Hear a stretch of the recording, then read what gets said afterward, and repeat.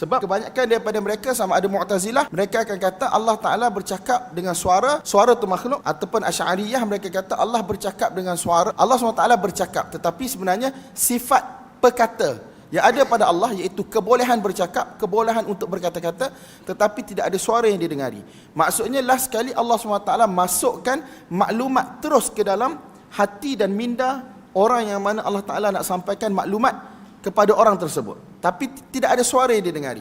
Jadi itu di sisi kita menyalahi bahasa. Sebab bahasa bila sebut kalam, percakapan, mesti ada suara yang didengari. Cuma kita kata suara Allah laisa kamitslihi syai', tidak sama dengan suara makhluk.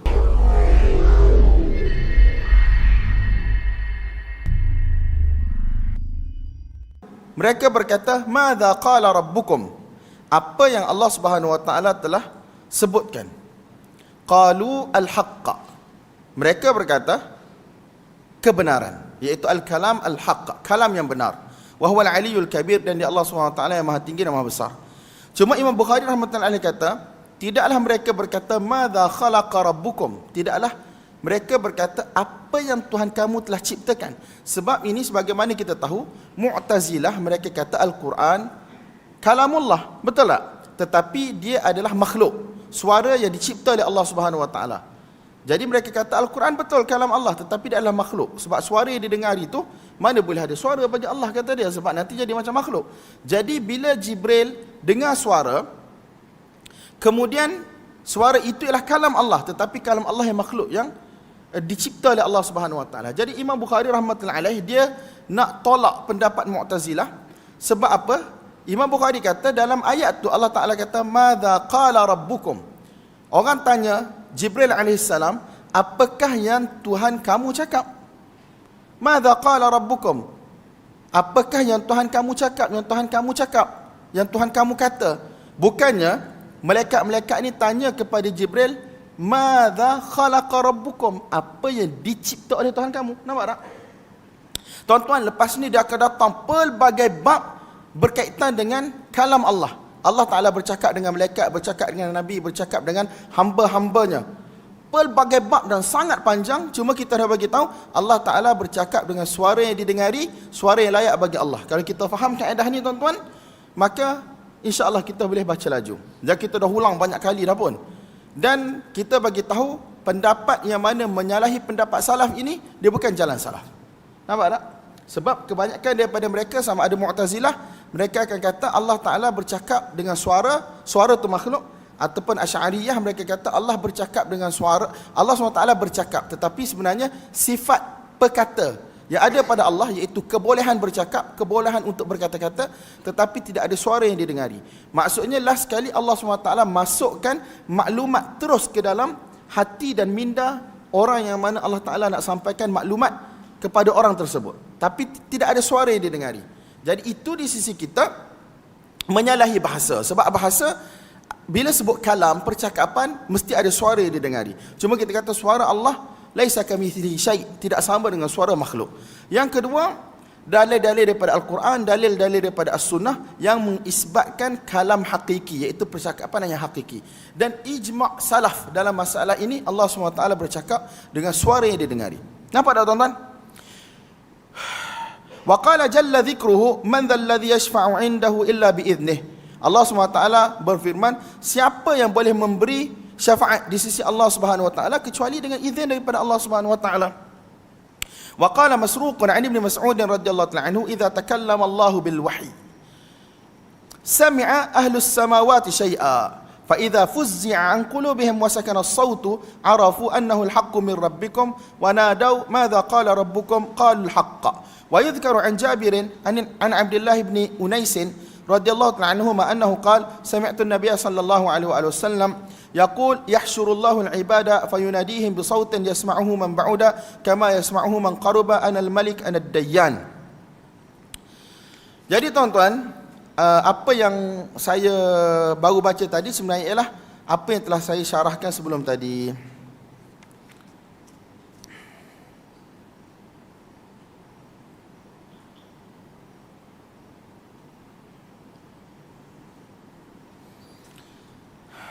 Masruq meriwayatkan daripada Ibnu Mas'ud radhiyallahu ta'ala anhu, dia sebut idza takallama Allah.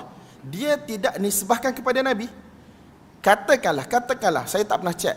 Kalaulah riwayat ini daripada semua jalur memang kata-kata Abdullah bin Mas'ud. Jadi ini adalah min babir rafa'. Maksudnya walaupun kata-kata Abdullah tetapi hukumnya adalah hukum marfu'. Apa maksud hukum marfu'? Benda yang beliau radhiyallahu ta'ala anhu dengar daripada Nabi sallallahu alaihi wasallam. Sebab benda-benda macam ni Ibnu Mas'ud radhiyallahu ta'ala anhu dia tak pernah bersama dengan malaikat di dalam majlis Allah Subhanahu wa taala. Bagaimana dia boleh cakap sesuatu kalau dia tak dengar daripada Nabi? Jadi walaupun ini ialah kata-kata Ibnu Mas'ud tetapi ia adalah kata-kata yang mana sebenarnya berasas daripada Nabi sallallahu alaihi wasallam.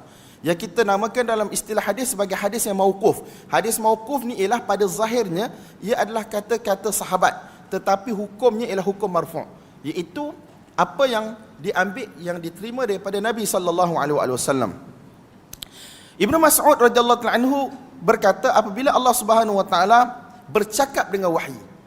Allah Subhanahu wa taala bercakap dengan wahyu, iaitu Allah Ta'ala nak sampaikan wahyu, Allah Ta'ala bercakap. Idza takallama Allahu bil wahyi.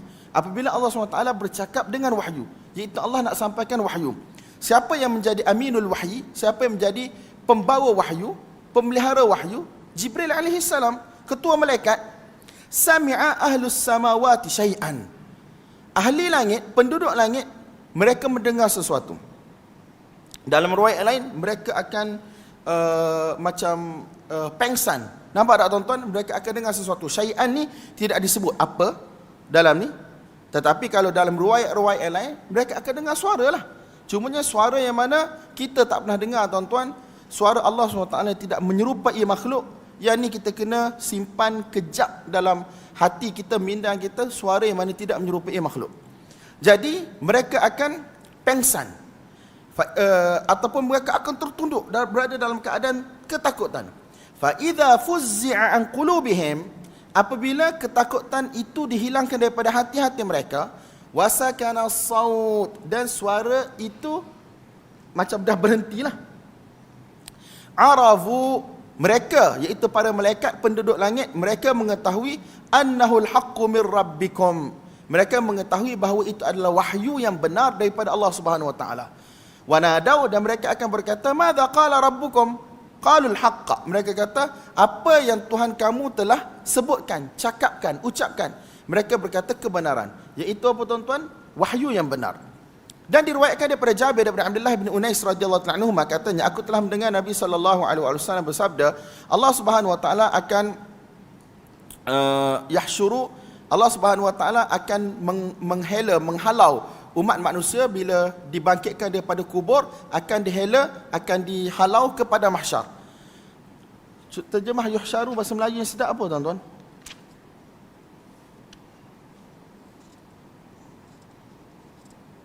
Mengumpulkan. Tapi hasyara yahsyuru maksudnya hambat, pergi kepada mahsyar. Jadi Allah Subhanahu wa taala, Nabi sallallahu alaihi wasallam bersabda, Allah Subhanahu wa taala akan mengumpulkan manusia pada mahsyar, dan Allah Subhanahu wa taala akan memanggil mereka dengan suara yang didengari oleh orang yang dekat dan juga oleh orang yang jauh. Allah Subhanahu wa taala kata apa? Anal maliku anad dayyan. Ada orang kata tuan-tuan, ni bukan suara Allah Subhanahu wa taala. Inilah suara Jibril ataupun suara mana-mana malaikat yang Allah SWT wakilkan untuk panggil. Tetapi kalau kita kata ini suara Jibril ataupun suara malaikat, peliklah tuan-tuan. Sebab dia kata, suara yang didengar itu cakap apa? Anal malik, anad dayyan. Aku adalah raja.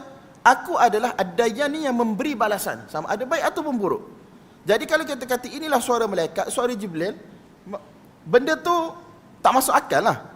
Kecuali, lainlah kalau dalam riwayat ni, Jibril kata Allah Subhanahu wa taala beritahu anal malik anad dayyan. Itu cerita lain. Nampak tak? Kita bolehlah nak takwil lagi. Allah campakkan ke dalam hati Jibril. Sebab tuan-tuan, campakkan maklumat dalam hati, benda ni bukan benda yang bermasalah. Tak ada masalah. Betul tak? Sebab cara-cara wahyu, Allah Subhanahu wa taala boleh bagi wahyu melalui percakapan yang mana didengari. Dan Allah Subhanahu wa taala boleh bagi wahyu melalui dimasukkan terus ke dalam hati. Benda ni tak ada masalah, kita tidak nafikan. Yang bermasalah pada kita, semua cara nak dikembalikan hanya pada satu cara. Maksudnya kita menafikan cara yang lain. Nampak tak tuan-tuan? Jadi bercakap dengan suara dia dengari, suara Allah Subhanahu Wa Taala la yushbihu syai', tidak sama dengan suara mana-mana makhluk.